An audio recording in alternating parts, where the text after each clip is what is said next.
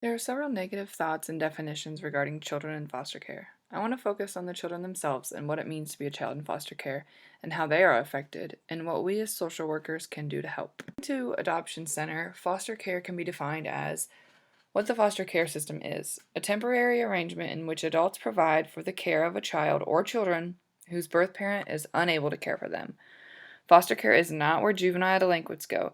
It is where children go when their parents cannot, for a variety of reasons, care for them, according to the Adoption Center 2020. The goal of foster care is similar to child welfare's goal, which is the end goal to be reunified with their birth parents. And foster care is temporary if over a period of time the birth parents don't get deemed fit to get custody back, then the child will be put up for adoption, and that is permanent. So the Adoption and Safe Families Act kind of helps define foster care. In 1997, President Bill Clinton signed into law the Adoption and Safe Families Act, and the goal was to move children into permanent families more. So one of the most notable features of the bill was to enforce the termination of parental rights while concurrently seeking to find a qualified family to adopt the child if the child has been in foster care for 15 of the last 22 months, or if the child is abandoned as an infant, or the biological parent has committed a felony assault or murder of one of their children.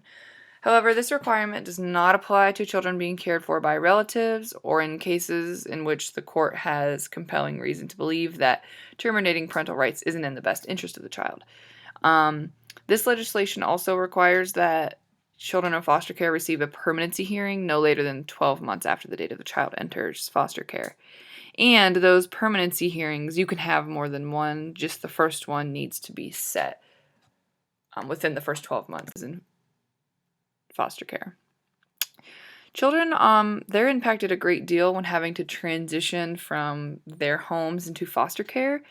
So the type of placement and the stability of that placement really influences child outcomes in regards to a lot of things. And that's according to Hardin. So speaking of those things that are impacted is children's learning and development. Children in foster care, they're likely have already experienced complex trauma or they wouldn't be in foster care. That traumatic experiences can involve abuse and neglect, which is pretty serious trauma. And we know that trauma can affect a child's learning and their development. So according to Greason, these reactions may be further exacerbated by the loss and separation often associated with placement in foster care. So on top of the trauma that they've already experienced that placed them into foster care becomes another trauma to add to the child's plate. So with development, children in foster care, they are, as a result of exposure to risk factors such as poverty, maltreatment, and the foster care experience, they face multiple threats to their healthy development, including poor physical health, attachment disorders, compromised brain functioning, inadequate social skills, and mental difficulties, according to Hardin. So that's another reason that reunification is the goal for families, is to get them back to what they're familiar with. So that brings us to attachment. Main component of development is the concept of a child securely attaching to a caregiver, and that's with any child. So attachment is a big issue in the foster care system because if a child is being abused or neglected, they most likely aren't forming a secure attachment anyway to their caregiver. So most children are securely attached to their caregivers. They look to their caregivers for comfort when they're distressed and are able to explore their environment because of the security they feel in their relationship with caregivers.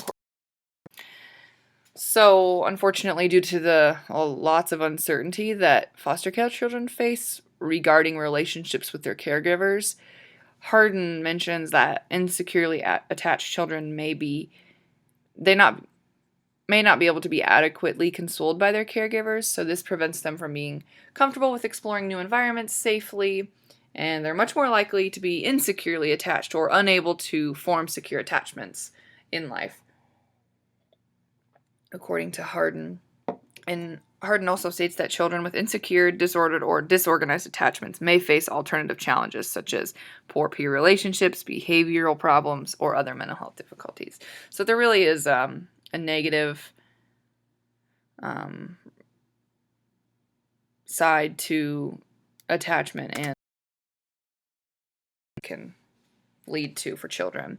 So that brings us to the effect on learning.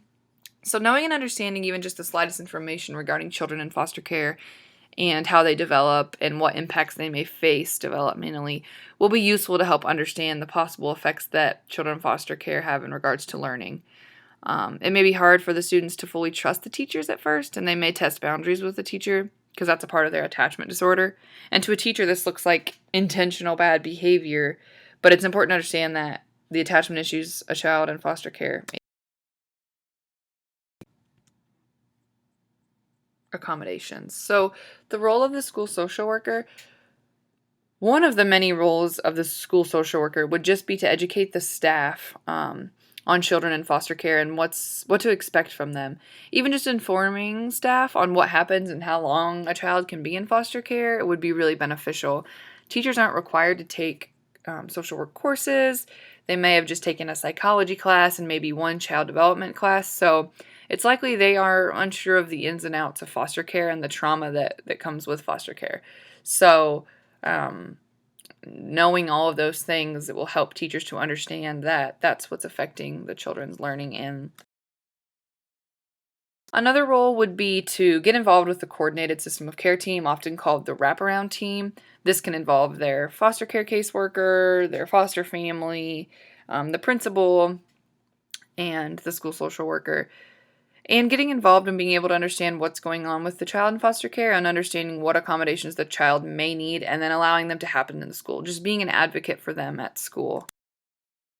And they need to work with the foster family to communicate often with them regarding the student and identifying any needs that they might have at school with the foster family. The school social worker also needs to be open and able to communicate with the foster child and check in with them to see if there's anything that they want. So the roles of the teachers and the other staff, what first came to my mind would be for the teacher to normalize foster care in their classroom as a prevention tool. In Thornwell, they discuss having books and lessons that involve a scenario of a child who's in foster care. So it's a little more normal for students both in foster care and students who aren't in foster care. And then teachers can be intentional about building relationships with the child in foster care and their another thing is to recognize that youth in foster care find it difficult to trust adults due to attachment, like we talked about.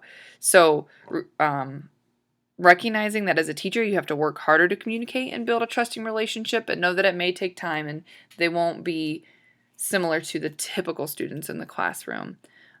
So, even just having the base knowledge of attachment.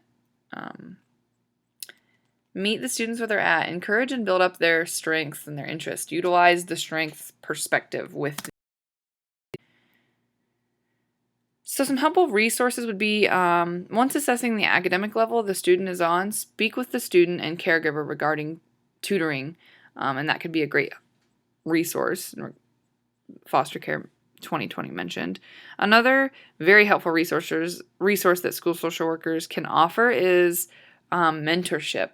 Foster Care noted this, but this could be through Big Brothers Big Sisters, or maybe an in-house mentorship program that the school already has in place. Mentors are known by research to have a positive impact on a child.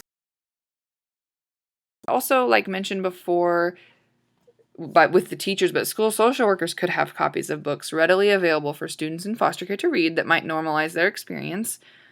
And the school social worker could have a peer program where peers give tours to new students. This would include new students moving into the district of being placed in foster care. That would allow the student in foster care to connect with peers from the start. And then also there could be small groups for students in foster care. And overall, there's just a lot of resources out there, and there's a lot of research done on resources to for students in foster care, and it's really helpful to have all of these resources as a school social worker. So here are my references. Thank you very much.